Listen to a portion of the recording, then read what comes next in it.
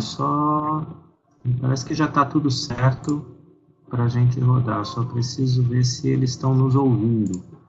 Precisava do chat aí, alguém nos responder. O link que a gente recebe é individual ou com aquele link qualquer um abre? Qualquer um abre. Eu posso fazer um teste aqui para fazer um teste para...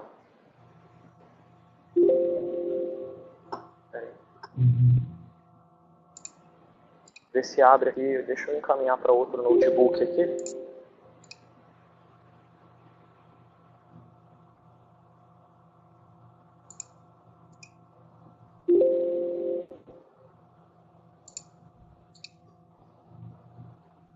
Mas a princípio já startou tudo normal, tá?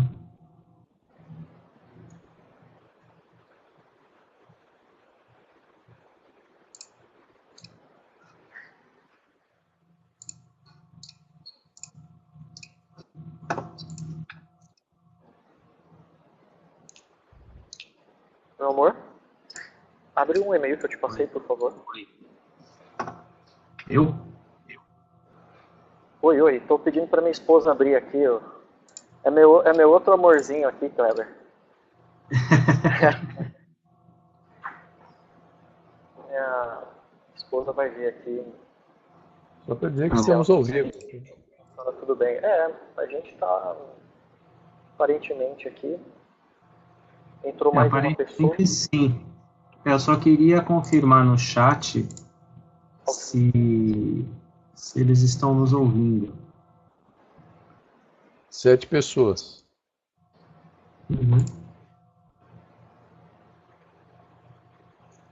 Infelizmente, nós não contamos com a pontualidade britânica no nosso DNA, né? Às vezes eu até me assusto. Tem cliente que eu vou, cara, que o cara marca a reunião, você tem que buscar o cara na mesa, senão ele não vai para a sala de reunião.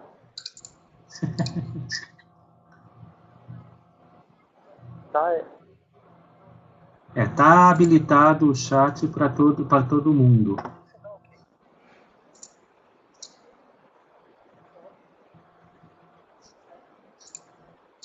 Baixa ele, não tem nenhuma opção aí que vai baixar? Tem que ser tudo intuitivo, meu. Qualquer mensagem que ele der tem que ser intuitivo. É dar sim, ó. Eu vou tentar mandar uma mensagem direta pro Leandro.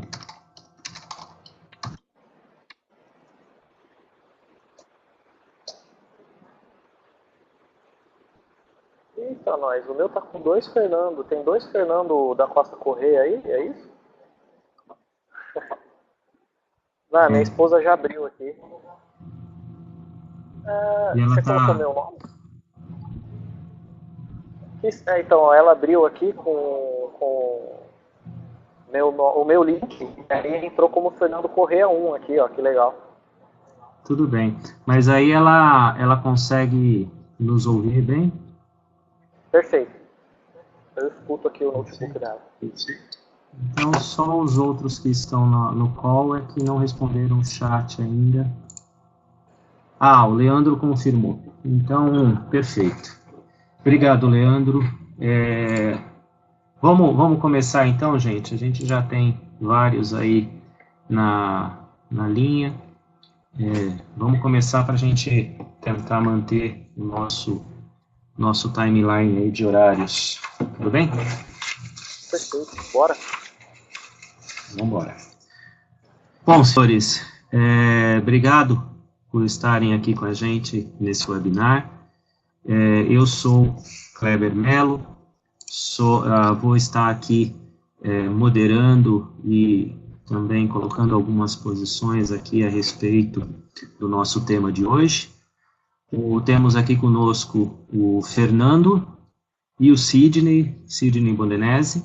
Então, Fernando, por favor, introduza a você mesmo, por favor. Bom, boa noite.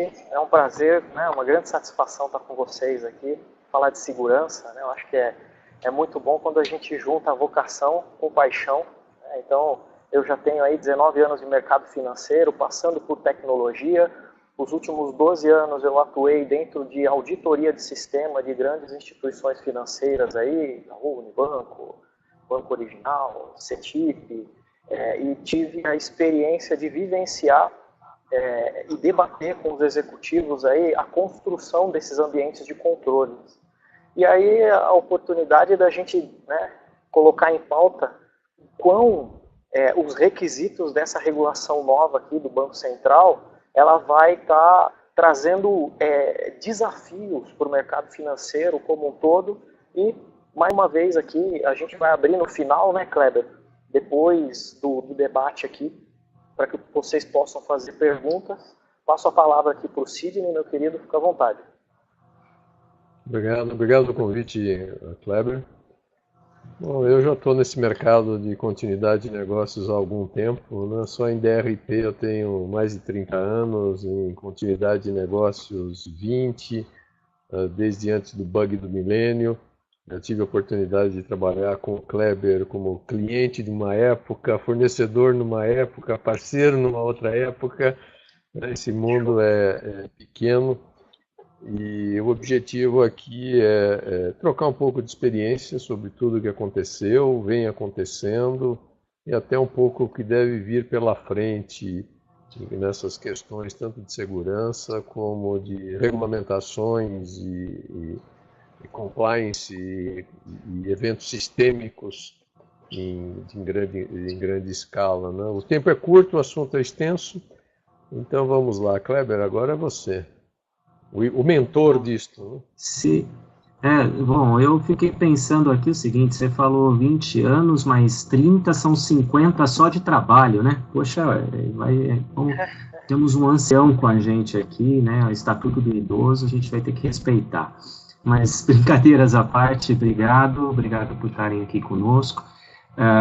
Eu sou o Kleber Mello, como já me apresentei aqui, sou sócio-diretor da Mindsec, e passei aí também vários anos dentro do mercado, aproximadamente 20 anos só no mercado financeiro como CSO de bancos aí, tanto a nível nacional como a nível regional, né? Então, agora com a consultoria, estamos tendo aí várias oportunidades de compartilhar informação entre todos, e aqui, mais uma vez, o objetivo é a gente compartilhar as nossas experiências, as informações que a gente vai trazer aqui dentro do nosso tema. Então, iniciando aqui a nossa conversa propriamente dita, nosso objetivo hoje aqui é explorar um pouquinho os conceitos aí de cibersegurança e parte de cloud que foi estabelecida pela resolução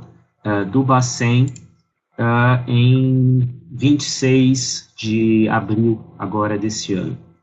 Então, aqui como um breve resumo da história dessa resolução, em 2016, a Anbima soltou uma cartilha, um guia de cibersegurança, na versão 1, e depois, na versão 2, ela lançou a versão 2 em dezembro de 2017. O Banco Central, aí, movido por diversas forças e necessidades, o ano passado, em 2017, em setembro, ela lançou uma consulta pública aos bancos sobre o tema de segurança cibernética e cloud. Vamos lembrar que diversas regulamentações mundiais entraram aí, como o GDPR, nós temos aqui na América Latina o Uruguai, que já tem uma regulamentação forte no setor financeiro, que inclusive proíbe o rosteamento de informações de cidadãos fora do país. O Chile também tem uma regulamentação forte, a Argentina, e aí faltava o Brasil definir um pouco disso. A gente, no nosso debate aqui, a gente vai ver que existe aí algumas posições a respeito dessa resolução que eu acho que é importante a gente estar ciente. Então, os objetivos da resolução, ela vai estabelecer política de segurança cibernética. Ela, dentro da política, ela fala da implementação da divulgação e do plano de ação de respostas a incidentes. E, não, Fernando, nós estamos bem aqui, só perdemos o seu vídeo, que saiu um pouquinho o seu vídeo aqui, Fernando. E seguindo, então, na parte de contratação aqui de ambientes em nuvem, tá bem? Dentro dessa linha de regulamentação, existem aí alguns prazos e datas do Banco Central, mais especificamente para a cloud, onde os bancos que já têm utilização de cloud têm até outubro para apresentar um planejamento de adequação, e para quem vai ainda ter o cloud, é importante que já entre regulamentado, já entre dentro da necessidade que o Banco Central coloca. E a próxima data é maio de 2019, maio do ano que vem, quando a política efetivamente deve estar aprovada pelo board, e a implementação efetiva do plano até dezembro de 2021. Tá bem? Sidney, nós acho que perdemos o Fernando um minuto aqui, correto? Me parece que sim. Parece que ele está tendo algum problema na conexão dele. Fernando? Opa, voltou. Voltei. Fernando está aí? Teve uma intermitência aqui e voltou, pessoal. Então tá bem, vamos lá. Eu já fiz aqui então a nossa introdução, eu passo a bola para ti então, Fernando, para você falar um pouquinho do que a regulamentação traz para a gente em termos de segurança cibernética. Faz um resumo para a gente aí. Bora lá, pessoal. Então, eu acho que antes de entrar no teor do texto, vale a pena a gente voltar a tempos remotos da nossa história, né? O que essa regulamentação ela busca garantir, o que ela busca regular, né? Chega a ser muito questionado pelos profissionais de segurança esse tipo de regulamentação, do tipo, poxa, já existe tanta coisa aqui, o Banco Central já exige controles diversos para ele, processos corporativos, e aí agora um negócio muito específico de cibersegurança, né? Eu acho que em um primeiro momento a gente tem uma certa proteção que o Banco Central busca garantir a si e não ao mercado, que é estabelecer os mecanismos e aqui, digamos que legislativos, que permitam a sua atuação, né? E, consequentemente, uma autuação, né? Como é que o Banco Central poderia enquadrar uma instituição financeira se a regra do jogo não estiver escrita, né? Eu acho que, assim como nós fazemos com os nossos filhos, eu me coloco no lugar, né? Embora eu não tenha filho hoje, me vejo como pai no futuro, você avisa antes. Você não chega ali descendo o chinelo na criança, você avisa antes, olha, não faz, cuidado, pisou na bola, pisou no tomate, você vai lá e aplica punição, deixa sem o videogame ali, né? E o nosso paizão, Banco Central, ele vem fazendo isso há anos, dando os seus recados, os seus avisos, e aqui mais para frente a gente vai pegar algumas questões que elas retomam para isso, né? A gente deixa ali um gostinho do que vem pela frente, inclusive dentro da regulamentação. E aí, falando da política de segurança cibernética, pessoal, o primeiro item aqui imposto pelo Banco Central é que as instituições elas estabeleçam a sua política. E aí vamos falar em termos práticos, o que é essa política, o que ela tem que traduzir. Em paralelo, a gente vai passando um a um dos itens colocados aqui na regulamentação. Tá? Então, uma política, via de regra, ela tem que colocar ali os aspectos culturais de negócio da companhia de uma forma entendível e que isso se relacione com as suas estratégias de negócio, com seus processos de negócio, né, com seus ativos críticos e confidenciais, que é um item que passou a ser cobrado aqui pelo Banco Central como nunca foi cobrado antes. A gente já vai passar por ele já, tá? E até levanta uma questão para aquelas empresas que ainda não conseguiram estabelecer um inventário de ativos, qual que é o seu ativo crítico e vital para o seu processo de negócio, para que se reflita, né, o quanto que o meu produto core é simplesmente um conta corrente, né, é simplesmente aqui uma plataforma de negociação de fundos. Isso daí é a casca, pessoal. O grande segredo lá dentro, e é esse segredo que o gestor de segurança precisa entender muito bem para conseguir protegê-lo. Fazendo um paralelo com o PCI, eu já fiz auditorias de PCI, a primeira pergunta quando eu abri um trabalho desse tipo é: aonde estão os dados de cartão? E já passei por empresas, já vi empresas certificadas que os caras gaguejaram. É um absurdo, não tem como. Se o PCI visa proteger os dados de cartão e aqueles ambientes onde o dado está exposto tem que ser protegidos com um nível maior de maturidade, monitoramento, controle, não faz sentido eu não saber onde está o dado. Bom, mas vamos lá, pessoal.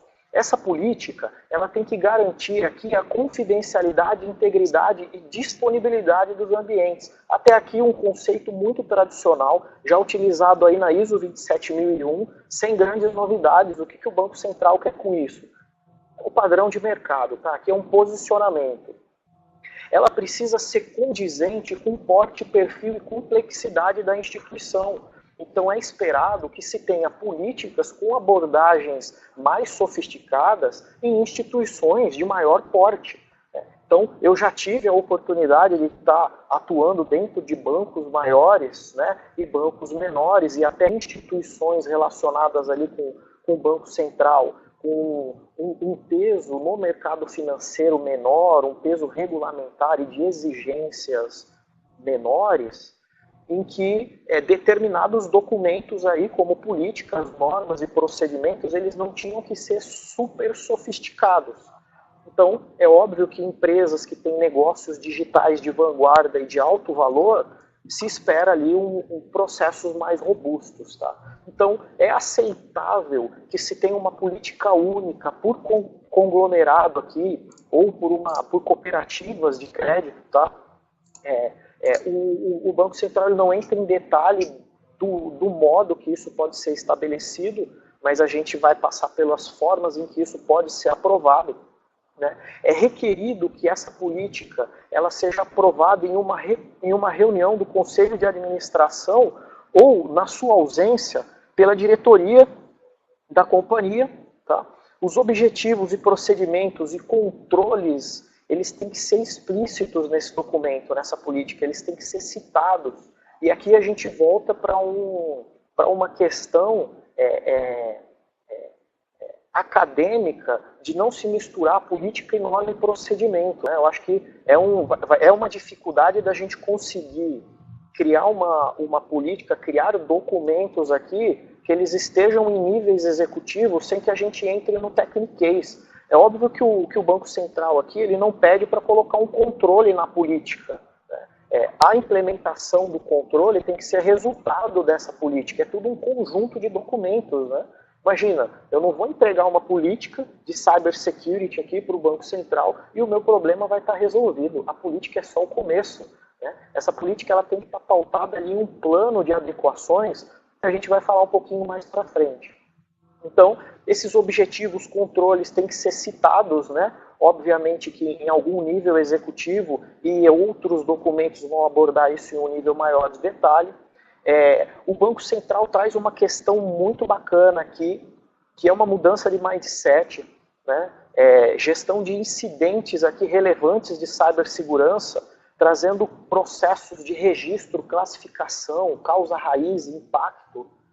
Eu acho que foi até uma conversa que eu tive com o Kleber aí hoje, e um assunto que a gente já debate aí há algum tempo, que instituições que nós passamos, que tiveram incidentes de segurança anos atrás, e que a gente consegue levantar informação fidedigna dos fatos que aconteceram, quais foram os procedimentos de resposta a esses incidentes, como que esse incidente foi gerenciado, né? Classificado, causa raiz, impacto. Os incidentes de segurança eles não eram tratados com esse perfil, com esse viés de ITIL, né? A gente ainda não conseguiu implantar o ITIL dentro de segurança da informação. E aí os incidentes de segurança eles acabam sendo tratados com uma ênfase muito grande na solução dos impactos, né, e de causas, mas o seu formalismo ele ainda é precário, né? A gente fala sobre a elaboração de cenários de incidentes, e aqui a gente não tem nenhuma grande novidade, mais uma vez, né, nós temos aqui o NIST com as suas diversas SP800 da vida, que elas tratam questão de cenários de incidentes em momentos distintos, mas aqui o Banco Central ele requer que as instituições elas declarem ali que incidentes que elas entendem que podem acontecer no seu ambiente e que elas tracem planos de ação para resolver isso. Como auditor, isso aqui é um mindset muito importante, porque imagina que o Banco Central ele criou uma regra para que ele possa avaliar os bancos por essa régua, né? E aí ele precisa identificar, tá, que incidentes que a instituição reconhece que são factíveis. O que pode acontecer no seu negócio? O Banco Central vai ter um aprendizado de passar em diversas instituições, de ver que incidentes que acontecem nesses ambientes e vai ali, então, questionar instituições que têm modelos próximos de negócio, por que eles não estão preparados para incidentes que o mercado está preparado. Isso daqui traz informações muito importantes para o próprio regulador. Classificação de dados, pessoal, mais uma vez, falando de inventário de informações, inventário de dados, inventário de ativos, mais um assunto marginalizado, super tradicional da nossa famosa ISO 27001. O regulador ele chega a exigir que sejam estabelecidos processos de classificação desses dados. E para quê, né? Ele não fala para quê. Você precisa classificar o dado, você precisa praticar essa classificação, me mostrar que utilizou os mecanismos possíveis e necessários para que isso entrasse em funcionamento. Mais uma vez, como auditor, o Banco Central vai olhar se os seus ativos confidenciais eles são protegidos com base nessa classificação. Disseminação de cultura, a gente fala de treinamento e conscientização sobre os temas de cybersecurity nos diversos níveis executivos. O Banco Central não entra em detalhes, mas, mais uma vez, a gente não pode se restringir ao que o regulador pede. A gente precisa extrapolar, uma vez que a empresa precisa capacitar os seus colaboradores, essa capacitação tem que acontecer em todos os níveis, nível executivo, nível tático, nível operacional. Mais uma vez, falando de capacitação aqui, mas com um viés diferente, eu coloquei até uma observação aqui, que há anos já é aplicada na certificação CISP, né, que os profissionais técnicos envolvidos com a segurança da informação, eles têm que ter uma capacitação específica, eles precisam ser treinados, avaliados e demonstrar proficiência nesses conhecimentos técnicos, tá? E mais uma vez o regulador aqui abre brecha para que ele possa cobrar isso depois. Aqui ele não entrou em detalhe, né? Mais para frente a regulamentação ela vai falar de certificação, mas não entra em detalhes, mas quem sabe aqui futuramente o Banco Central poderia colocar em pauta aqui uma certificação mínima que as instituições deveriam ter dentro dos seus corpos técnicos, né? A auditoria interna, ela já pratica isso pelas certificações do IA, dos institutos dos auditores internos, né? E já é uma prática comum. Falando de aculturamento do cliente, mais um paradigma, né? Foi muito difícil que os bancos conseguissem chegar até o cliente. E a grande barreira estava na mão dos gestores de segurança que entendiam que não conseguiam, que era algo fora da sua esfera de atuação, tá, pessoal? Não viam isso como relevante atuar ali com os clientes, tá? Comprometimento da alta administração, óbvio, essa política tem que subir para o board, tá? Quando o Banco Central fala de melhoria contínua, ele estabelece que é necessário a implantação de procedimentos aqui para que essa melhoria aconteça. Então, em termos práticos aqui, as iniciativas de segurança, elas precisam culminar ali como encerramento de projetos de um PMO. O que nós aprendemos nesse período, tá, pessoal? Capacidade da instituição em prevenir, detectar e reduzir. Mais uma vez, quais são os mecanismos, processos e controles que a instituição possui para detectar incidentes, responder a esses incidentes e reduzir possíveis impactos. Pode avançar, Kleber, por favor. O próximo item aqui, a gente ainda está falando da implementação da política, tá, pessoal? E aí a gente entra em procedimentos mínimos que o Banco Central exige, tá? Ficou explícito, tá? Não podemos ser ingênuos aqui de acreditar que quando o regulador bater a nossa porta, a gente não vai ter que ter um procedimento de autenticação, como é que os meus sistemas críticos conversam e eles autenticam operações, ou uma autenticação de usuário, uma autenticação de comunicação entre sistemas, procedimentos para criptografia, mais uma vez falando de boas práticas, armazenamento e transporte, prevenção e detecção de intrusão, né? O uso dessas ferramentas e os processos operacionais que envolvem essas atividades, prevenção ao vazamento de informações, a ferramenta mais tradicional para esse tema, pessoal, é o nosso famoso DLP, testes e varreduras para detecção de vulnerabilidades periódicos, né? Testes e varreduras periódicos. Então, eu preciso ter ferramentas aqui de scan de vulnerabilidades da minha infraestrutura, utilizar ferramentas reconhecidas, aí, o Nessus da vida, por exemplo, e também eu preciso periodicamente fazer pentest na minha infraestrutura. Eu tenho que comprovar e manter documentação, suporte de que isso aconteceu. Implantação de software, proteção de software malicioso aqui, e aí a gente fala de antivírus, a gente fala de soluções avançadas de malware, sejam por detecção de rede ou detecção host-based, né? Rastreabilidade, a gente volta a falar de um tema complexo, que instituições que têm claramente definido requisitos de log, o que os sistemas precisam armazenar. Controles de acesso e segmentação de rede, paradigma, pessoal. É muito difícil se conseguir segregar redes de milhares de computadores, isso gera um custo, gera uma dor de cabeça, e como é que as empresas vão justificar esses custos para as unidades de negócio e como é que se explica para o Banco Central se essa segregação é boa ou não, né? Eu acho que a gente vai entrar mais na frente em alguns detalhes com questões com vocês, mas falar de segregação de rede em grandes instituições é um grande desafio, tá? Backup de dados e informações, sem grandes novidades aqui, é colocar os nossos dados dentro das nossas fitinhas ou nas soluções aí sofisticadas em cloud, tá?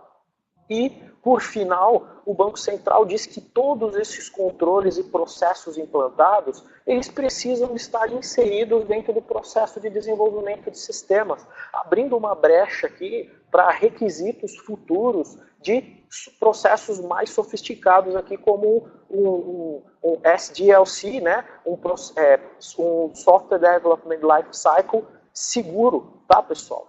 E divulgação da política de segurança cibernética. Vamos lá, Kleber, por favor. Estou dando uma corridinha aqui que eu passei um pouquinho do tempo, pessoal.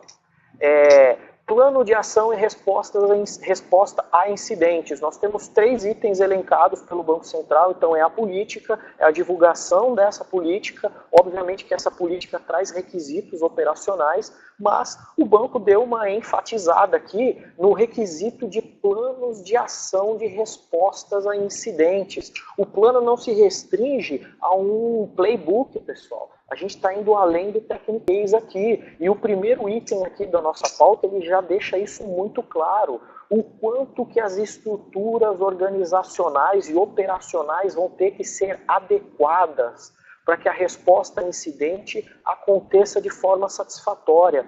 rotinas, procedimentos, controles e tecnologias utilizados, eles vão ter que ser elencados, relacionados, necessário criar arquiteturas sistêmicas para se gerenciar esses incidentes. Definição de papéis e responsabilidades, aqui definindo um diretor dono desse processo, né? Assim como nós temos, e faço um paralelo aqui com auditorias que eu já fiz em ouvidoria de banco, você tinha que ter um diretor dono daquilo. Mais uma vez, a resposta a incidente vai ter que ter uma figura que responda para o Banco Central questionamentos específicos daquele tema. E ele vai assinar tudo relacionado sobre o tema. Tá? E aí, nós temos aqui uma primeira data aparecendo no relatório, que até 31 de dezembro deve ser elaborado um relatório e deixado à disponibilidade do regulador com a efetividade, o quanto as ações que foram implantadas elas estão mitigando, diminuindo os riscos da instituição, e embora aqui a gente não tenha ênfase em indicadores, para eu mostrar que a coisa está evoluindo, a gente já percebe que por trás disso eu vou precisar ter bons números, né? Quais os resultados que estão sendo obtidos aqui, esses números vão refletir isso claramente. Quais foram os incidentes relevantes, a gente pode debater disso aqui um pouquinho mais para frente, que abre um leque tremendo, e a gente vai falar em cloud ainda também. Resultado dos testes de continuidade, coloquei uma observação, porque o Banco Central não foi específico até agora com esse tipo de requisito, tá, de continuidade de negócio, e agora ele já pede a formalização disso em relatório específico, disponibilizado uma vez por ano, e esse relatório tem que ser submetido aqui mais uma vez a um comitê de riscos, apresentado a um conselho na sua ausência diretoria. Tá? Essa política e o plano eles têm que ser aprovados ali pelo conselho de administração ou na sua ausência pela diretoria executiva aqui, revisados e documentados e revisados anualmente, pessoal. Mais uma vez, a documentação anual não é criar planos, criar coisas novas todos os anos, mas é adaptar isso às mudanças do negócio. Tranquilo, Kleber? Obrigado aí pela oportunidade. Aqui passo a você a palavra. Bom, tudo que você falou, claro, tem uma série de discussões ainda, tem uma série de pontos que precisam ser esclarecidos ainda pelo Banco Central, as datas, né, as datas bases de cada relatório, as datas que a gente vai aí entrar, e depois a gente entra um pouquinho nessa discussão com todo mundo. Esse primeiro passo aqui é para a gente dar uma geral e todo mundo saber do que a regulamentação está dizendo. E nesse aspecto, a questão de nuvem, me permitam usar a palavra cloud naturalmente, embora o Banco Central ele preza pelo português, então ele põe nuvem lá, mas a gente está falando da mesma coisa, né? Então, a grande importância é o que é cloud, o que é nuvem para o Banco Central. Né? Qualquer processamento e armazenamento ou infraestrutura que você tenha terceirizada é considerada cloud. Então, se eu tenho um banco aqui que utiliza uma infraestrutura do seu grupo lá fora do país, essa estrutura é considerada cloud. Se eu tenho um banco que utiliza um aplicativo que é provido por provido em um fornecedor, e esse fornecedor ele entrega não só o aplicativo, mas também a infraestrutura desse aplicativo, é um cloud. Se você hosteia qualquer coisa fora da tua organização, é considerado um cloud.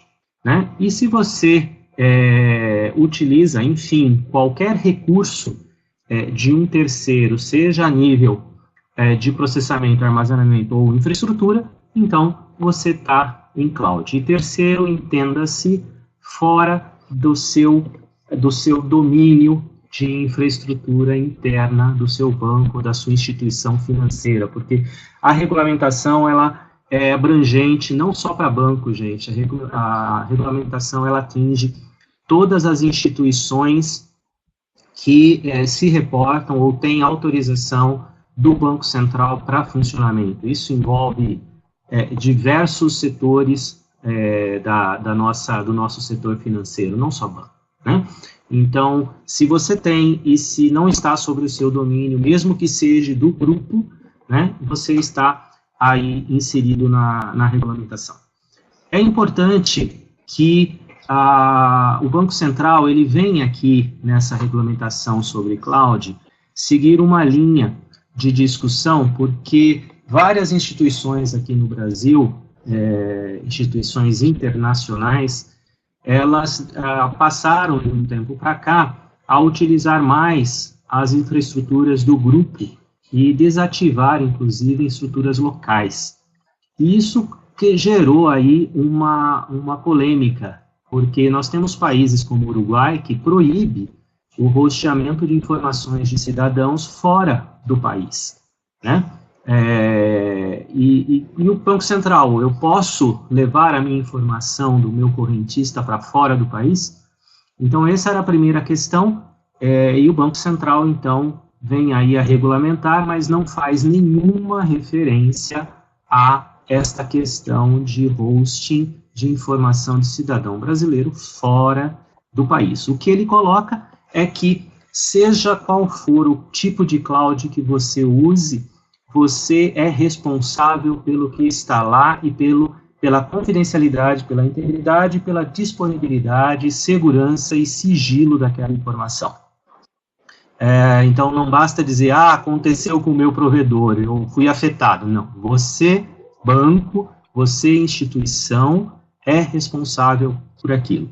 E quando você, então, o Banco Central define, ele estabelece aqui que todas aquelas instituições que já utilizam esse sistema de cloud, até outubro, tenham feito aí um planejamento de adequação à normativa. Então, até outubro você tem que estar com o teu planejamento realizado. Para isso, claro, você vai fazer um assessment, vai verificar tudo que você precisa realizar e fazer o seu planejamento.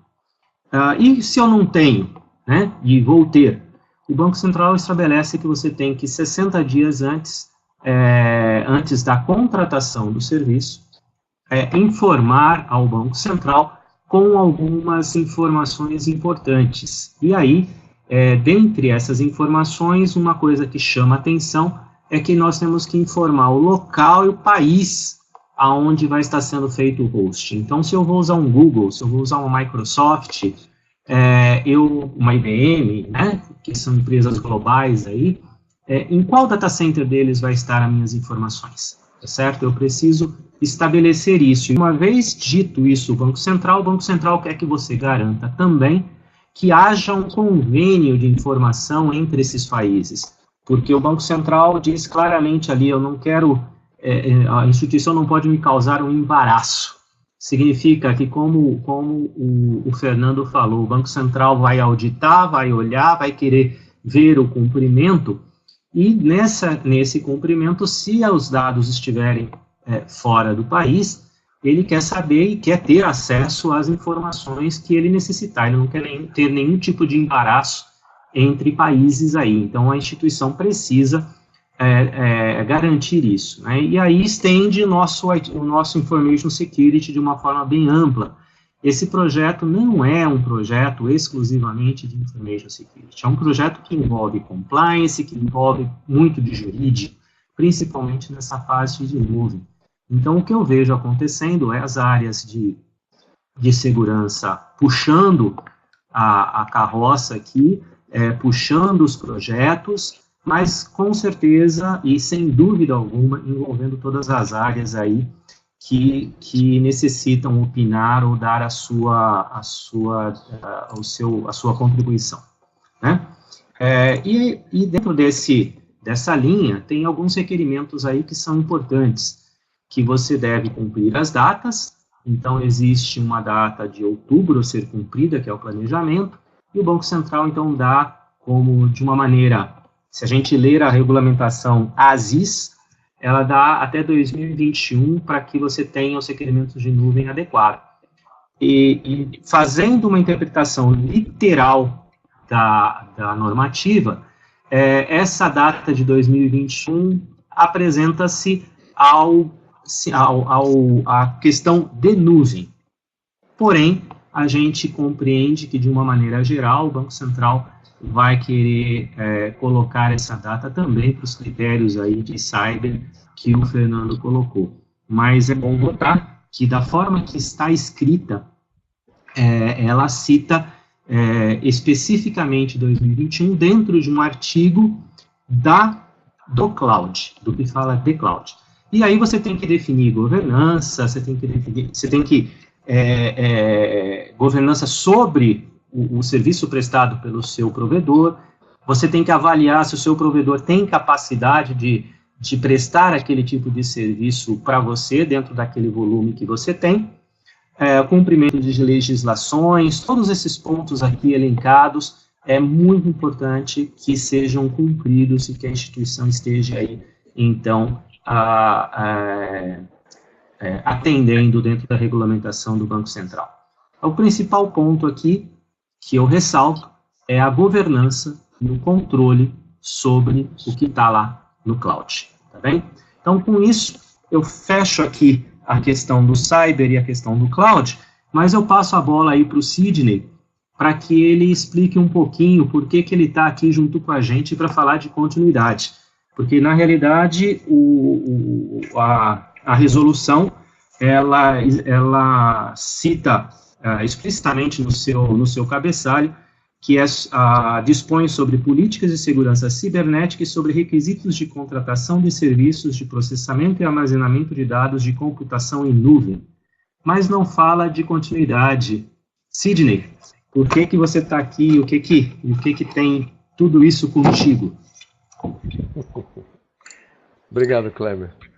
Bom, voltando um pouco à abertura do Fernando, né, sobre a necessidade ou não desta resolução, né, no meu entendimento, essa resolução é totalmente desnecessária, desde que lá para trás, os mais antigos, né, se o Alaur é o Alaur que eu estou pensando, né, ele é desse tempo, né, desde a 3380, que fala de risco operacional, e lá dizia que a organização é responsável pela gestão de incidentes internos e externos, né?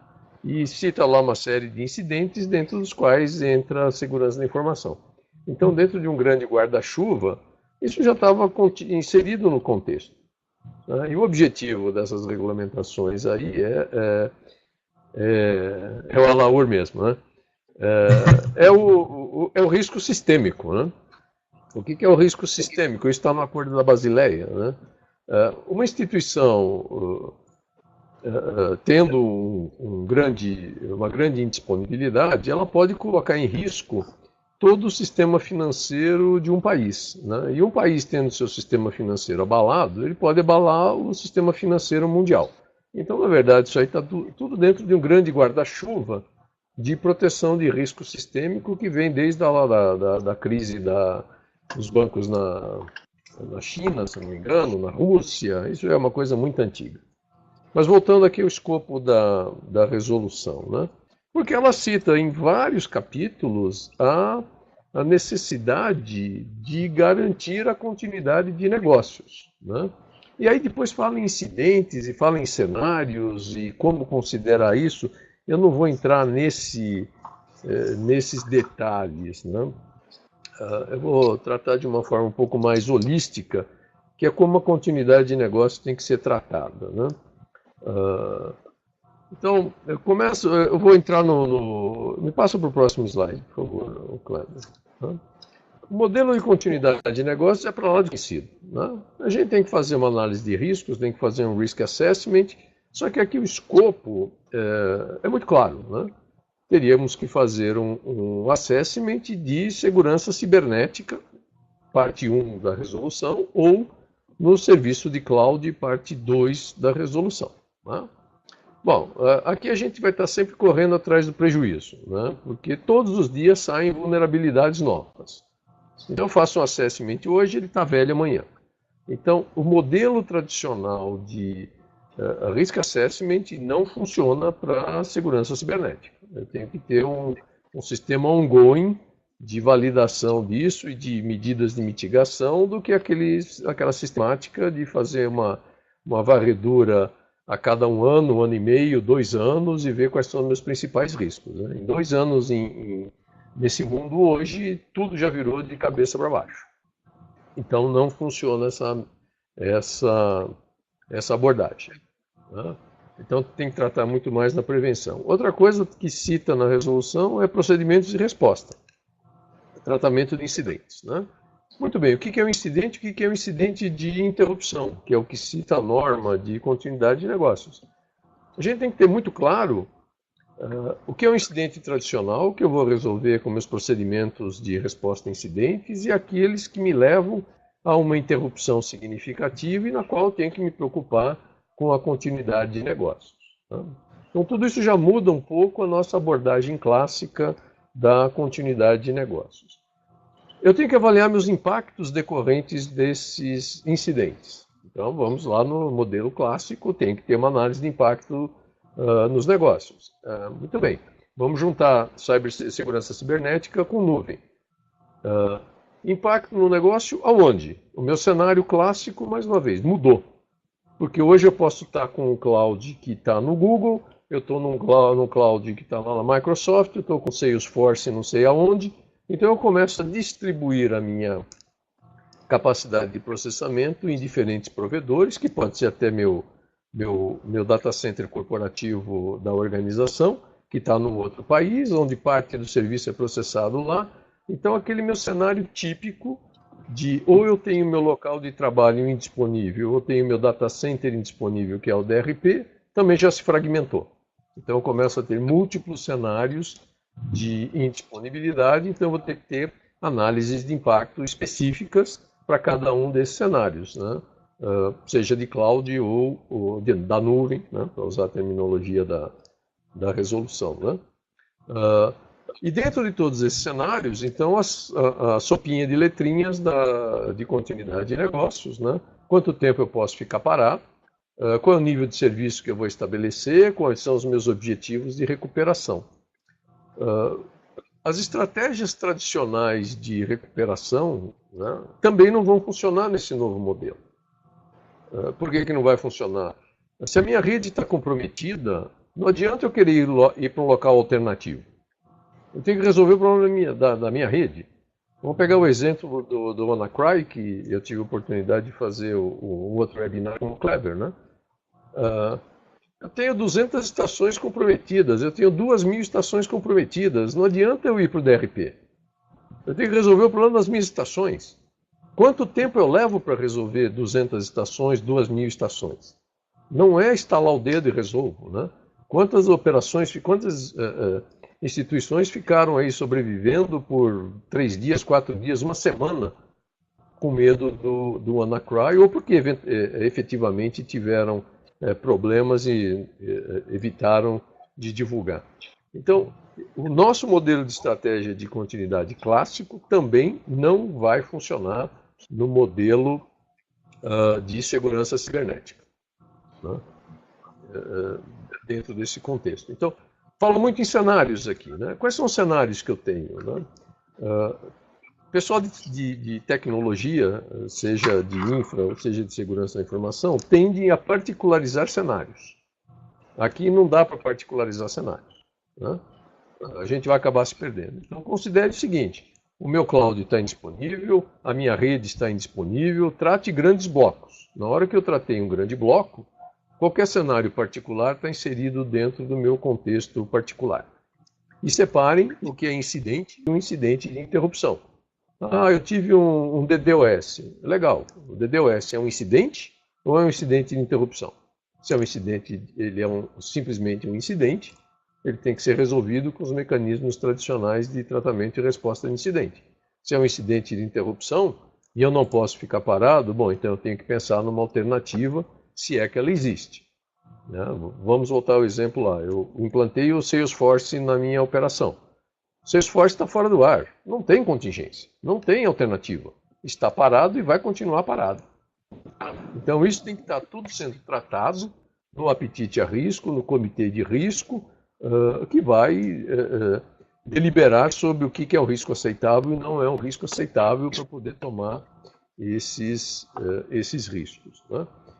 E aí volta no escopo da regulamentação do PDCA, né? Tem que ter uma melhoria contínua. Então, eu citei aqui um pouco de norma, tem uma norma que é a 22301, que regulamenta a continuidade de negócios, mas dentro do modelo de exercícios, tem uma norma específica para fazer exercícios e testes, que é a 22398. Então, que trata de PDCA de uma forma muito mais completa do que a 22301, que tem um capítulo versus uma norma. Então, tudo isso está inserido dentro desse grande contexto. E a gente não pode deixar de olhar, para finalizar aqui, que eu também estourei o tempo, de que isso não elimina a necessidade dos planos tradicionais de continuidade de negócios. Porque as minhas operações vão ter que continuar funcionando, tendo ou não tendo um incidente de segurança de informação ou de cloud. Então, o que é aceitável ou não é aceitável para o negócio? Esse é o grande guarda-chuva que governa as outras decisões que vêm abaixo, que vêm a seguir. Então, era isso que eu tinha para compartilhar com vocês nesse momento. Temos alguns espaços ainda para entrar em mais detalhes desses pontos obscuros da nossa regulamentação, da nossa resolução. Ok, obrigado, Sidney.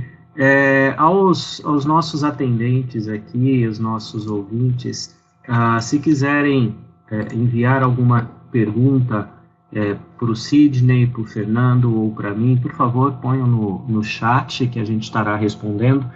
E nesses últimos minutos aqui, que nós temos 10 minutos aí do nosso horário, se vocês tiverem alguma disponibilidade, a gente pode estender um pouquinho também, é só vocês darem um ok aí no chat para a gente pode ir mais na frente para tirar as dúvidas de vocês também, tá?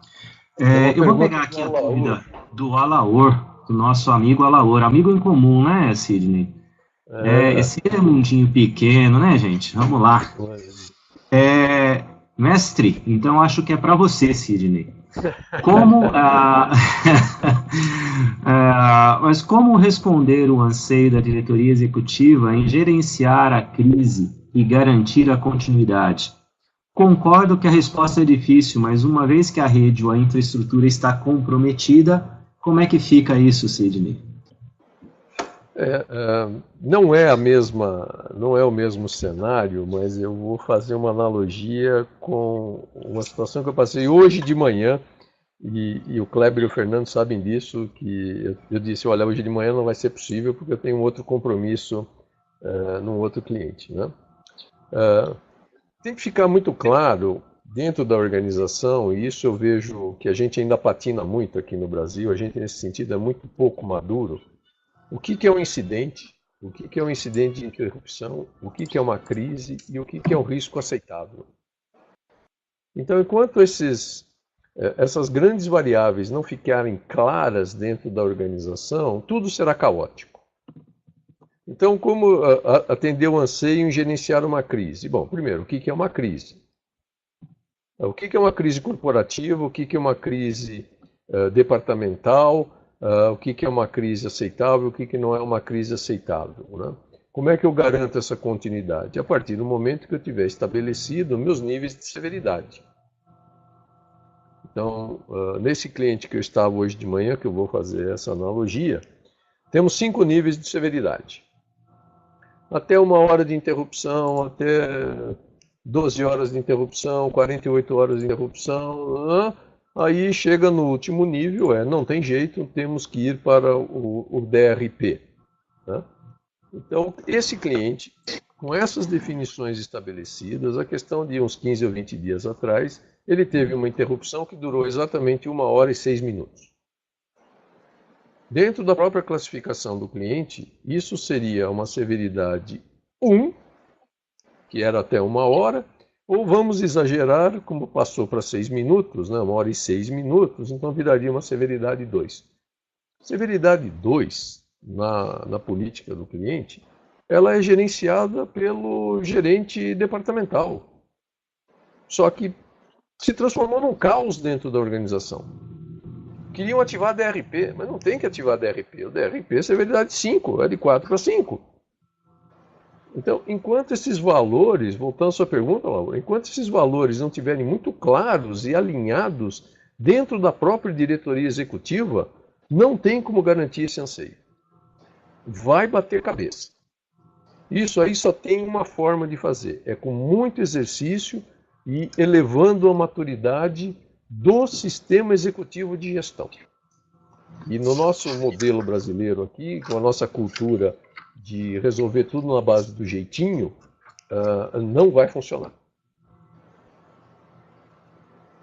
Me permita, por favor, se eu puder complementar aqui o que o Sidney falou. Quantas instituições que os senhores conhecem que tem um time de continuidade de peso? Eu não digo gordinho, tá, pessoal? De peso, eu tenho uma área de continuidade com 20, 30, 50, 100 pessoas. Como é que um banco que tem 40 mil, 70 mil, 100 mil funcionários tem área de continuidade ali com um gerente e meia dúzia de gato pingado? Não é nessa hora aqui que a gente vai responder para o Banco Central que as coisas vão acontecer. É todo um aprendizado. Esse chão de fábrica já precisaria ter sido pavimentado no passado. Eu acho que o que o Sidney falou de ter essas regras claras, o Banco Central aqui dentro dessa regulamentação, ele não está extrapolando o assunto. Ele já está presumindo que todas essas outras circulares aqui, esses outros normativos aqui de regulamentação que o Sidney citou, já foram implantados, está tudo pronto. O cyber está chegando depois que a continuidade está pronta e tudo precisa ser integrado. Perfeito, pessoal. Obrigado. Já que você levantou esse assunto, Fernando, e voltando à pergunta do Alaor, e a gente sabe qual é a instituição do Alaor, né? É muito comum, a área de riscos não fala com a área de TI, a área de TI não fala com segurança da informação. Então, como é que você vai poder fazer uma gestão corporativa de riscos se uma área não fala com a outra? Se entrar em gestão de terceiros, então é um horror. É um horror. Eu lembro do nosso... Eu lembro do nosso webinar do Anacry, Sidney, onde a gente citou as questões de que, em meio da crise, chegando a notícia de que as instituições todas estavam sendo afetadas, que era um incidente a nível global, onde tinha empresas desligando as conexões de internet para não serem afetadas, e algumas áreas de continuidade, quando consultadas no meio do negócio ali, quando estava explodindo, não, isso aqui security cuida. Não, mas você não está entendendo, é um incidente, vai causar interrupção. Eu lembro de a gente falar sobre isso no nosso Anacry. Eu acredito que quando a gente falar aqui de incidentes no cloud, vai estar muito relacionado a isso. Pessoal, eu deixei uma pergunta no chat para vocês, da viabilidade da gente estender um pouquinho do nosso horário previsto. Era previsto a gente terminar às 19 horas, mas se vocês puderem ficar uns 15 minutinhos a mais, a gente estende um pouquinho para clarear algumas coisas a mais para vocês aí, tá? E uma das coisas que eu gostaria de colocar é que dentro da normativa, da forma com que ela está escrita e seguindo um padrão Bacen de normativas, ele não estabelece detalhes técnicos de como fazer determinadas implementações ou o que deve ser implementado. Então, ele não vai lá dizer para você que você tem que fazer a implementação XPTO. Ele vai exigir que você tenha um controle Y. E ele não estabelece também toda a linha de controle, ele não dá um guide nessa regulamentação. Eu estou com ela aqui em mãos, ela não dá um guide para você, para o cloud ele ainda especifica um pouquinho mais, mas para cyber nem tanto. Então eu queria que o Fernando comentasse um pouquinho, dentro desse contexto de não ter muito detalhe e ao mesmo tempo ser cobrado pelos detalhes, porque a implementação, na realidade, ela vai passar pelos detalhes, eu queria que você citasse aí para a gente essa questão da questão técnica. Como é que a gente pode fazer um approach nessa questão técnica? Então, em breves linhas aí, comenta isso para a gente, enquanto eu leio a pergunta do Alain, que também é para você aqui, Fernando. Tranquilo. É comum, tá, nos relacionamentos com as instituições, o Banco Central ele não entrar no techniquez, porque o próprio Banco Central ele não é especialista no assunto. Então, ele deixa aberto, ele dá margem para as instituições que têm condições de ter os melhores profissionais do mercado dentro de casa, que conheçam profundamente do assunto. Inclusive o Banco Central aprende com isso, né? Ele vê práticas distintas em instituições distintas e ele passa a entender o que é um parâmetro aceitável, o que é um parâmetro razoável, o que é bom dentro da sua perspectiva. Sem sombra de dúvida que aqui a gente não vai ter muito certo ou errado. Como eu falei, nós temos NIST, nós temos SANS, ISO 27001, que trazem 27001, 27002 e as N outras 27.000 relacionadas, que elas vão trazer práticas de gestão de segurança da informação, de gestão de riscos, de gestão de continuidade de negócios, aqui mais uma vez continuidade de negócio despontando em outras normativas, que elas não são ali específicas para um mercado. Então as instituições elas têm um leque de opções que no final das contas acabam se convergindo. A gente não tem nenhuma grande boa prática que ela seja muito diferente da outra. É óbvio que você vai ter um nível maior de detalhe, mas a linguagem de todas as práticas elas são meio que comuns. Então vamos lá. Eu acho que ajudando aqui, pelo menos com a minha perspectiva, tá? Eu vejo nas práticas americanas exemplos memoráveis, né? A gente tem que bater palma para os caras, principalmente por o NIST, mais uma vez, sou fã deles, então acho que tudo que o NIST escreve, ele é profundo, ele vai em um nível técnico muito bom, e quando a gente fala que nível técnico, nem o NIST, nem o Banco Central vão recomendar uma solução específica de um vendor específico. Isso vai ser genérico. Olha, adote um DLP para garantir a prevenção ao vazamento de dados. O Banco Central sequer pediu isso, mas ele vai chegar em uma instituição e ele vai olhar para o tamanho dessa instituição e vai falar, pô, cabe um DLP de 1 milhão aqui, 2 milhões? Cabe. Pô, você tem que ter um DLP. Ele vai em outra instituição que não é condizente com o porte da companhia adotar uma solução daquele tamanho, ele não vai exigir. Mas como regulador, ele tem o livre-arbítrio de apertar ali o parafuso, né, e apertar as exigências nas instituições que ele acredita que tem um risco maior e que ela suporta ali, ela possui estrutura para gerenciar ali processos de controle mais sofisticados. Espero ter respondido, Kleber, aí a tua pergunta. Se tiver algum complemento. Eu vou complementar, sim. O que eu vejo, o que você falou é uma coisa importante. Às vezes a gente fica se apegando à solução X, Y ou Z do fabricante W. E, na realidade, o que a gente precisa ter aqui são parâmetros de verificação. Então, assim como você colocou lá no início, e é o entendimento que eu tenho da resolução, que deve ser aplicados controles de acordo com a complexidade da instituição que a gente está falando.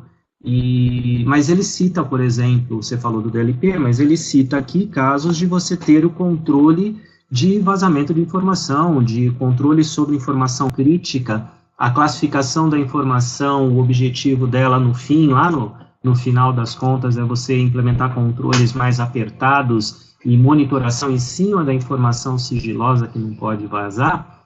Então, o que eu acho que é importante nisso tudo, Fernando, é a gente adotar. Uma vez que nós não temos aí uma claridade do Banco Central a respeito de detalhes técnicos que vão ser verificados, e ele fala política de cibersegurança, ela pode ser tão ampla ou tão restrita quanto se queira, principalmente quando ele diz no começo que é de acordo com a complexidade da instituição. Então, eu acho que a gente, como parâmetro e parâmetro de recomendação, talvez você concorde comigo, pegando aí o próprio NIST que você falou, o NIST tem o Framework de Cybersecurity. E ali no Framework de Cybersecurity, ele define uma série de coisas que você precisa ter e tiers de níveis específicos de implementação, né? Que você pode adequar dentro da sua instituição, um nível parcial, um nível mais completo e etc. Então, eu acho que para os nossos ouvintes aqui, uma boa dica talvez seja, para fugir um pouquinho dessa situação, seja utilizar um framework dessa forma para poder basear. E aí, voltando aqui no que o Alaor comentou, ele comentou a respeito exatamente do WannaCry, que a questão da instituição onde ele trabalhava foi bem conservadora, e inclusive o site de contingência ficou sem condições de uso, né? E realmente, esse é um ponto importante, Alaor, porque pelo aspecto de security ela fechou. E se security fechar 100%, se a gente falar em 100% de segurança, ninguém trabalha, né? Nem eu estaríamos aqui, o Fernando, o Cid, nenhum de nós estaria aqui conectado, trabalhando nesse momento, porque sempre tem um fator de segurança. Agora, a continuidade de negócio, Alaor, eu compreendo, entendo no meu entendimento, que ela deve tomar situações deste tipo, e isso vai na linha do que o Sidney comentou. O Sidney pode até completar isso que eu estou dizendo depois. Eu acho que quando a gente vai falar de cloud, quando a gente fala de ambiente cibernético, essa questão da contingência, ela se estende e não pode, as áreas de continuidade, elas não podem ser ilhas, a área de security não pode ser uma ilha. A área de security, para atender uma resolução 4658 do Banco Central, ele tem que trabalhar com compliance, ele tem que trabalhar com jurídico, ele tem que trabalhar com a área de continuidade e vice-versa. Então, principalmente nesse cenário que o Sidney acabou de falar, que as soluções não são triviais, né, não são aí aplicáveis como no ambiente físico atual, eu acho que é importantíssimo essa quebra de silos que existem, e não é aí um privilégio da sua organização, Alaor, mas eu acho que, como um todo, a maioria, e não só no setor financeiro, todas que eu tenho visto, sempre tem os seus silos ali, seja por orgulho, seja por proteção do seu condado, mas sempre tem. E eu acho que quando a gente começa a pensar em cloud para cibersegurança, para regulamentações aqui que eu tenho que me certificar do provedor e continuidade de negócio, acho que a gente vai ter que trabalhar muito junto, não é isso, Sidney? Sim, tem que trabalhar junto. Eu vejo isso, infelizmente, como uma coisa que vai demorar para acontecer, embora esteja na regulamentação, na resolução. Eu falo regulamentação, mas é resolução. A gente não pode esquecer que resoluções, elas estão subordinadas a governanças maiores, né? No caso, leis, né? A Câmara acabou de aprovar, não sei o nome correto, mas a proteção de dados, né? O GDPR brasileiro. De privacidade de dados. Privacidade de dados, que não é muito diferente do GDPR lá da Comunidade Europeia. Então, existe uma lei maior, né? Pessoas poderão ser responsabilizadas. Então, classificação da informação vai ter que atender não só essa regulamentação, como a lei que deve vir aí, não deve demorar, né? Então, como fazer tudo isso sem integrar todas as áreas da organização? Não dá para fazer isso. Segurança da informação vai fazer isso, ou dali a pouco cria um novo departamento só de segurança cibernética dentro do departamento de segurança da informação, né? As coisas têm que se juntar. Já temos isso, hein, Sidney? Já temos isso, viu, Sidney? Tem que se juntar, né? Comentávamos outro dia aí nos nossos preparativos, né? Tem um déficit de pessoal de segurança da informação no mercado mundial, né? Se fala-se de 1,5 milhão, 2 milhões de profissionais, né? Então, falta gente qualificada. Os invasores estão sempre um passo na frente, como todo e qualquer bom meliante, né? Está sempre na frente da lei. A gente está sempre correndo atrás de tapar o buraco, né? Então, a exposição está sempre presente. Então, dentro até do comentário que o Alaor colocou, né? Alaor, eu questiono até agora, com a resposta que você deu, se os resultados da BIA feita são verdadeiros, né? Porque você levou a trava de segurança para um nível tão elevado, ficou de operar por tanto tempo, que aquelas informações que você colocou lá na BIA, lá dizendo eu não posso ficar parado nem meia hora, alguma coisa está errada. Ou aquela meia hora não é verdade, ou os 3 dias de hoje foram muito além do que seria aceitável. A conta não fecha. A conta não fecha. É verdade. É verdade. Dizem que é a culpa do software. Eu sei, a piadinha aí é porque já está inserido no contexto. Para entender Sempre a culpa é do software, Alaor, nunca é da integração, é sempre assim. Agora, isso é outro grande erro, né? Buscar ferramenta para resolver problema, né? Ferramenta só automatiza o problema. É verdade, só automatiza o problema. Enquanto você não tiver procedimento, você não resolve nada. Perfeito. Eu queria aproveitar isso aí, Sidney, porque hoje eu escutei de um cliente uma pergunta e eu gostaria de colocar aqui para a opinião do Fernando e sua também. O Banco Central cita aqui explicitamente que deve ter um diretor responsável pela política cibernética. E essa política cibernética, claro, que envolve a parte que o Fernando expôs e a parte que eu expus de cloud e, com certeza, a parte que você falou de continuidade, que está toda dentro do bojo da resolução. E também existe uma orientação, nada é novo, como você bem colocou, Sidney.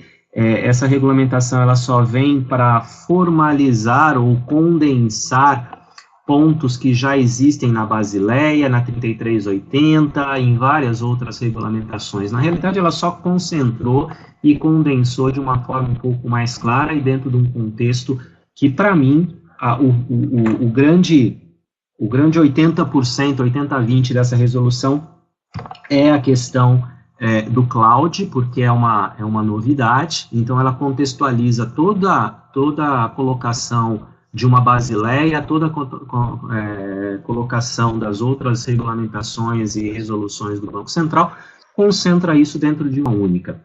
E dentro desse contexto, falando do diretor, que cita explicitamente na regulamentação, o Banco Central já cobra das instituições, de uma maneira geral, uma certa independência ou eliminação de conflito com a área de segurança de informação, e inclusive solicitando aos bancos que tirem segurança de informação debaixo de TI por questões conflituosas. E aí, criou-se 2 novos modelos, né? O modelo antigo, tudo lá dentro da TI, criou-se então 2 novos modelos, tudo fora, e um modelo híbrido, que é IT Security com os controles lá, e uma área de Information Security um pouco mais focada em política, controles, processos e monitoração, como área regulamentadora e controladora do que a IT Security está fazendo, ou até mesmo demandante da IT Security. E a pergunta que me foi feita, que não quer calar, aonde é o melhor lugar para essa diretoria responsável pela política cibernética, responsável pelos incidentes perante o Banco Central, responsáveis pela contingência e tudo mais? O que você acha, Fernando? O que você acha, Sidney?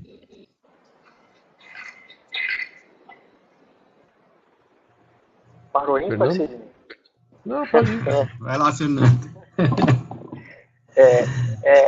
Cara, essa é uma pergunta que não quer calar. Isso em todas isso as mesmo. esferas, né? É sempre questionado aonde que segurança tem que estar, onde nos levanta a dúvida se o indivíduo que geralmente busca essas respostas está tentando achar uma justificativa para tirar o mico do colo dele, né? Mas a grande questão aqui, eu acho que a gente pode voltar para a regulamentação e a gente vê que o Banco Central ele é explícito quando ele fala que tem que ser condizente com a instituição. Né? Então, assim, é óbvio que a melhor estrutura é aquela que garanta a independência desses indivíduos. Esses caras têm que conduzir atividades que não sejam conflituosas com o seu dia a dia.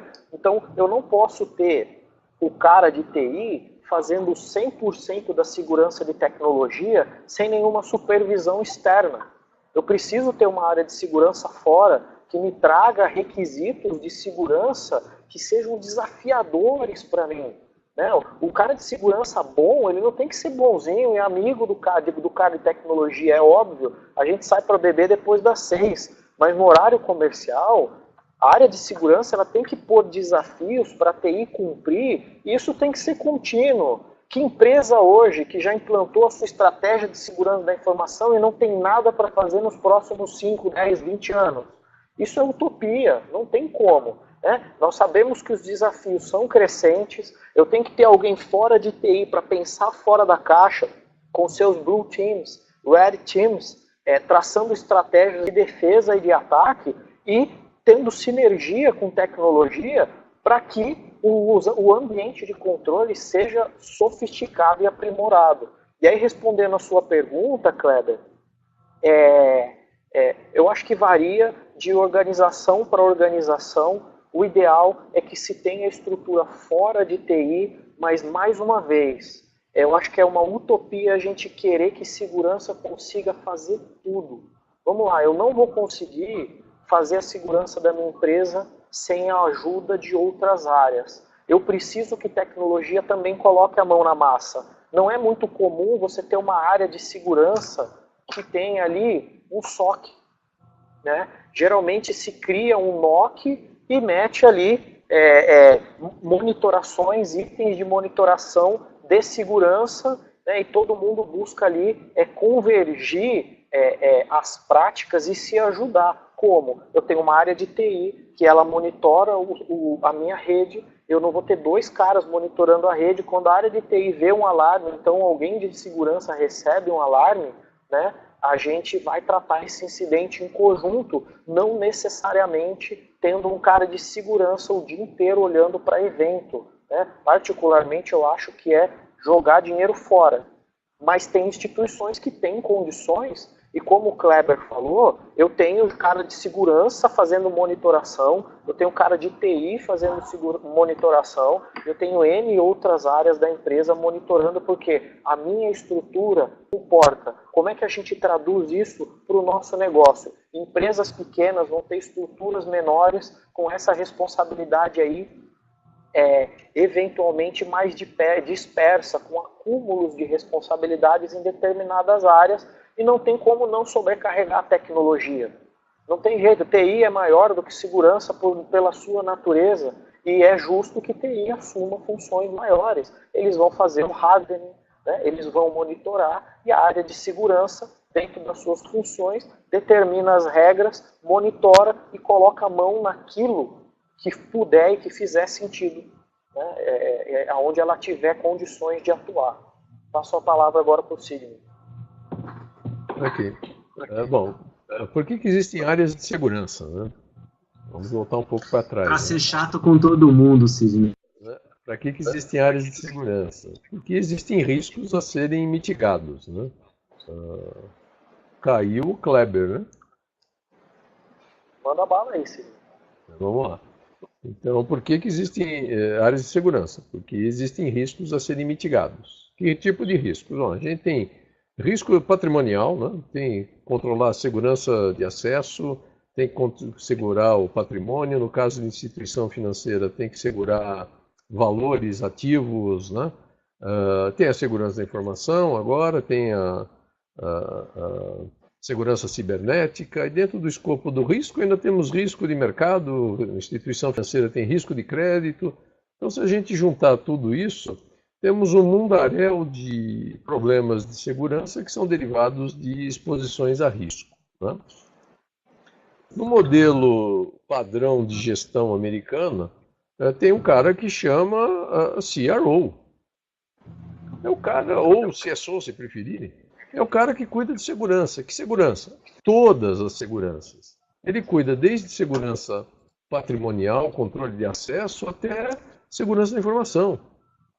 Então é muito simples no modelo americano saber quem é o responsável. É ele. Assim como tem um Records Manager, depois tem o COO, o COO, um monte de si. E fica claramente atribuída de quem é a responsabilidade. No nosso modelo de gestão brasileiro aqui, a gente começa a criar um monte de caixinhas, onde a soma de todas as caixinhas não dá 100%. E é muito comum, além de não dar 100%, terem áreas que se overlapam. Então tem bolas divididas, né? E todo cachorro que tem 2 donos acaba morrendo de fome, porque ninguém trata do problema. Então, na minha humilde opinião, toda essa gestão de qualquer coisa que envolva risco deveria estar sob o guarda-chuva do responsável de risco corporativo. A operação, ela pode estar distribuída, ela pode estar descentralizada. Mas, na minha visão, a área de riscos tem que enxergar isso tudo de uma forma holística e até ficar identificando gaps. Aí, quando a gente vai para o nosso mercado brasileiro, faltam gestores de risco, na minha visão, novamente, e a área de risco acaba tendo um viés do gestor que sentou na cadeira. Como a maioria veio ou de auditoria ou da área de finanças, se ele veio da auditoria, então o cara de risco é um cara de controles. Ele entende risco como controle, porque é o viés que ele tem, é o que ele entende. E se for se ele veio da área de finanças, ele só entende perda financeira. E ele vai gerir a área com esse viés. Então, volta naquele contexto. Não dá para ter uma área dentro da organização com uma maturidade 4. Essa resolução aqui, se ela for totalmente aplicada, ela exige uma maturidade acima de 3, com certeza, para a área de segurança cibernética e cloud. Só que, por outro lado, as infraestruturas da organização estão numa maturidade 2 e olhe lá. Então, como é que eu posso ter uma maturidade elevada num segmento da organização se suas infraestruturas de apoio não têm a mesma maturidade? A estrutura vai ruir, não vai funcionar. Então, a organização como um todo tem que elevar o seu grau de maturidade para que tudo isso aconteça. Estamos muito longe disso. Bom, eu concordo com você e pegando o que você e o Fernando falou e dando o meu sente de contribuição. Eu já passei por organizações que estavam embaixo de TI, depois foram para baixo de Security and Frauds, já passei por organização que estava embaixo do CRO, e aí eu estou falando nós, como CSOs, né, embaixo de uma diretoria executiva. E já vi áreas que estavam embaixo do diretor financeiro, e eu tenho um cliente, neste momento, que estou fazendo um trabalho bem próximo dele, onde segurança está embaixo do RH, né? O CSO está embaixo do RH. E eu concordo com você, Sidney, que o CSO, o Information Security, ele pode navegar aí em várias áreas e a parte operacional pode muito bem ser feita lá dentro da TI, que é a grande área, como o Fernando bem colocou. O que eu só faço de ressalta a todos os clientes que me perguntam isso é que tudo depende da cultura e de quem é a pessoa que está naquela cadeira. Porque, na minha experiência embaixo de Security and Frauds, a pessoa, o diretor de Security and Frauds, ele está acostumado a lidar com bandido, manda prender, né? E começou a ter algumas atitudes em relação a usuários que cobrava-se, né? Eu era cobrado desta forma, aonde era quase que mandar prender o usuário. A gente falava de recertificação de usuário, que é uma coisa tradicional dentro da informação.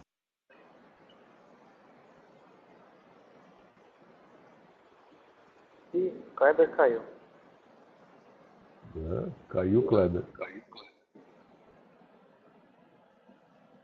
Tem uma pergunta pendente. Tem uma pergunta pendente aqui do Alaor. Alaor, você pode explicar melhor a tua pergunta? O diretor pode ser também o CRO ou ficar abaixo do CRO? Quem é esse diretor aqui que você está se referindo?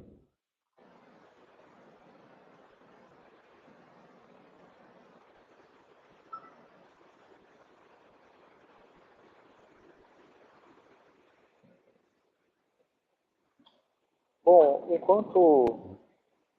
O diretor de riscos é o CRO. Consegue me ouvir aqui? Voltou, Bem, Kleber. Voltei. Respondendo a pergunta do Alaor. Quem é o CRO? Sim. A figura que a gente fala, eu vou pegar do Alaor ali, que fala o CISO e CSO, a nomenclatura CISO e CSO é muito próxima, Alaor. CISO é Chief Information Security Officer e CSO é Chief Security Officer, onde o Information Security é tido como tecnologia e o CSO como Information Security de uma maneira mais ampla, tá? Então, voltando e fechando... Desculpe, Kleber, mas muito embora em muitos lugares o CSO é, na verdade, um CISO. Ele só cuida de Information Security. Esse é o normal, né? Esse é o tradicional. Então, só fechando o meu raciocínio, quando a gente estava falando aqui da recertificação de usuário, o tradicional é você estabelece dia 31, 90%, 80% está concluído, você reporta, no dia 5 você vai lá e tem o 100% fechado na certificação. Isso não matou ninguém, porque era uma certificação ou uma recertificação do que o usuário tem de acesso, não era alguém roubando, tirando dinheiro. E a orientação era, no dia 1º você fecha o acesso.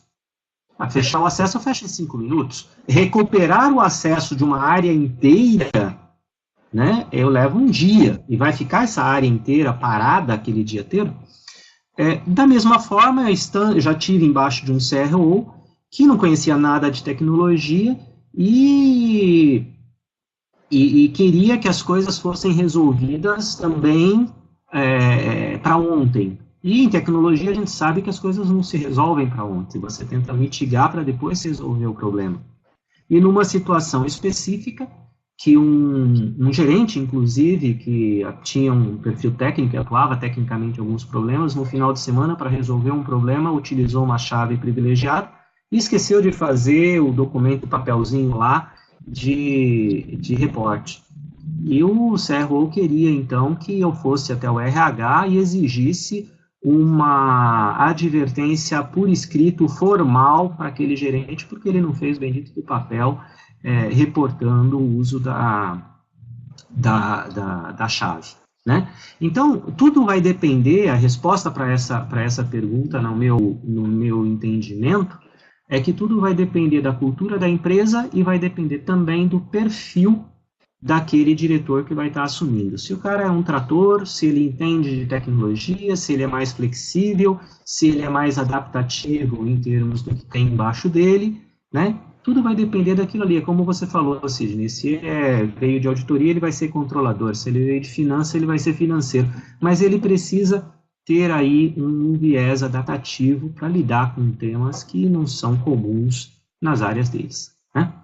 Bom, e dito isso, eu queria só a gente fechar, a gente está avançado no nosso horário do webinar, agradeço a paciência dos que se mantiveram fiéis aqui até agora com a gente, mas eu queria 1 minuto para o Fernando finalizar, 1 minuto depois para você, Sidney, e eu finalizo no minuto final. Bom, obrigado, Kleber, pela oportunidade, mais uma vez, de estar aqui debatendo de segurança, de cyber aqui no mercado financeiro. Eu acho que eu gostaria de frisar aqui alguns desafios impostos aqui pela regulamentação. Então, mais uma vez, a gente tem muita coisa de segurança difundida por aí, mas a gente traz à luz, como nós já dissemos aqui, questões como o aumento da sinergia entre as áreas, a evolução de maturidade e de gestão, de controle desses ambientes de controle das instituições financeiras. Não tenho dúvida que nós temos instituições de todos os portes que vão ter que responder e atender aqui a regulamentação e que, inclusive, instituições, algumas delas, como nós falamos aqui, tem uma área de segurança com um cara, quando tem uma área de segurança, quando essa segurança não está dentro de tecnologia, e é da mesma forma um indivíduo, que às vezes ele está acumulando uma função ali de continuidade de negócios. Por trás de tudo isso, a gente tem um mindset de gestão de riscos ainda marginalizado, né? Aproveitando o gancho aqui, falando do CRO, né, do Chief Risk Officer, que é uma figura que não é muito comum da gente encontrar nas instituições financeiras gerenciando riscos de tecnologia, né? Então, se hoje as instituições elas não reconhecem o risco cibernético como um problema, elas não dedicam forças, elas não dedicam recursos, pessoas, tecnologias para mitigar esses riscos. Então, a gente precisa que esse mindset mude, a gente precisa que essa responsabilidade seja colocada na cadeira, que consiga dar a devida prioridade para que as coisas aconteçam, que as coisas aconteçam, né? Que os planos efetivamente saiam do papel, né? Primeiramente sair da cabeça para o papel, porque a gente sabe que tem muito gestor de segurança aí que não acredita que um plano sirva para alguma coisa, mas o plano serve, ele tem que ser convergente com a estratégia de negócio, atender os seus anseios e expectativas e, em um longo prazo, preparar a empresa para um mundo melhor, né? Preparar a empresa para incidentes mais críticos, que essa resiliência aí ela se torne mais robusta. Kleber, obrigado pela palavra aí. Passo a palavra para o Sidney mais uma vez. Um abraço. Obrigado a todos por nos ouvirem por 1h30. Espero que a gente tenha agregado algum conteúdo útil para todos vocês. Obrigado pelo convite, Kleber. Fernando, pela troca de experiências também. Não o conhecia antes, conhecendo agora. O que é que muda em tudo isso no mundo da continuidade, né, de negócios? A continuidade já vem mudando há algum tempo, né? Desde o velho modelinho tradicional do DRP lá no finalzinho da década de 50, quando tudo isso começou. Depois veio a continuidade de negócios e o grande alavancador, infelizmente, foi 11 de setembro, que deu um grande impulso na continuidade de negócios pelo mundo. E talvez hoje a gente esteja entrando com toda essa questão de segurança cibernética na terceira onda, vamos chamar assim, de continuidade de negócios, que eu vejo que o futuro de tudo isso é resiliência. Então nós temos que parar de pensar nesse modelinho tradicional, né, risco, impacto, estratégia, plano e tal, e começar a pensar em estruturas que são resilientes, né? Então, basicamente, o que são estruturas resilientes? É começar a estabelecer nós. Então, aí fala em segregação de rede. Tem todo um problema de fazer isso e adaptar tudo isso, mas é conseguir continuar operando, mesmo que a nossa infraestrutura tenha sido abalada de alguma forma. Esse é o caminho. Vai acontecer de hoje para amanhã? Não, não vai acontecer de hoje para amanhã. Mas somos agentes de transformação e cabe a gente tomar as rédeas dessa mudança, né? Não é pensar fora da caixa. Ok, Kleber, obrigado. Obrigado, Fernando, obrigado, Sidney, obrigado a todos que nos acompanharam aqui nesse breve debate. Embora a gente tenha estendido um pouquinho o horário aí que a gente havia estipulado, mas espero que tenha sido produtivo para todos. Na minha opinião, salvo aí todas as questões e dúvidas que ainda permeiam a resolução, existem várias perguntas. Eu estou trabalhando com alguns bancos e temos aí discutido especificamente de como fazer um assessment para poder fazer o planejamento até outubro, para poder fazer as adequações depois, e a gente tem aí avançado nessas discussões. Estamos aí à disposição para quem necessitar. Eu vou deixar depois essa gravação deste blog, desse webinar, no nosso blog Minuto da Segurança.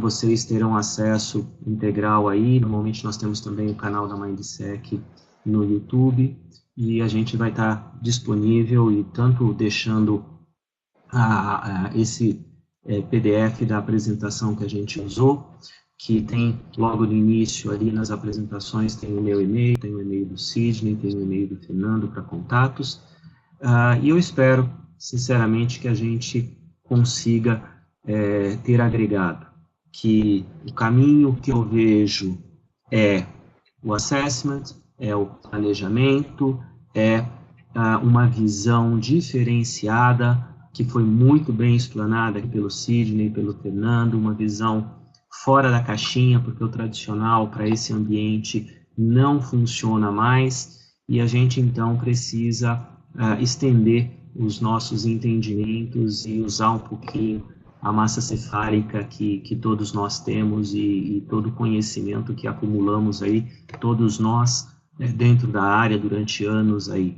E utilizar, sim, os frameworks consagrados de mercado, NIST, ISO, ITIL, COBIT, todos eles a nosso favor, para que a gente possa, então, ter uma resposta inteligente a tudo isso. E, finalizando, eu faço uma reflexão aqui para que todos que estejam assistindo, principalmente os CSOs aí, os responsáveis por áreas de segurança, que vejam na regulamentação uma grande oportunidade de levar a área de segurança a um nível maior dentro da organização, levar a área de segurança dentro de uma discussão executiva, dentro do board executivo, que é a grande dificuldade das áreas de segurança, mesmo em bancos, que é o setor mais regulado no Brasil. Eu acho que a gente ainda tem essa dificuldade grande de chegar ao board, de falar a linguagem do board, de poder contribuir com o negócio efetivamente e implantar as nossas ideias e necessidades. Então, eu acredito acredito na regulamentação como uma grande ferramenta para que a gente utilize esse insight e essa necessidade ao mesmo tempo para chegar nesse nível aí, tá bem? Eu agradeço novamente a todos, em nome dos meus colegas aqui, agradeço aos dois que aceitaram o convite, Sidney e Fernando, é um prazer enorme sempre estar com vocês, trabalhando em parceria. Com o Sidney já é o nosso segundo webinar, com o Fernando é o primeiro, mas também já tive outras atividades aí, tanto assim como com o Sidney, já tive outras atividades com o Fernando também. Também posso chamar o Fernando de mestre, também foi meu mestre aí na certificação, né, Fernando?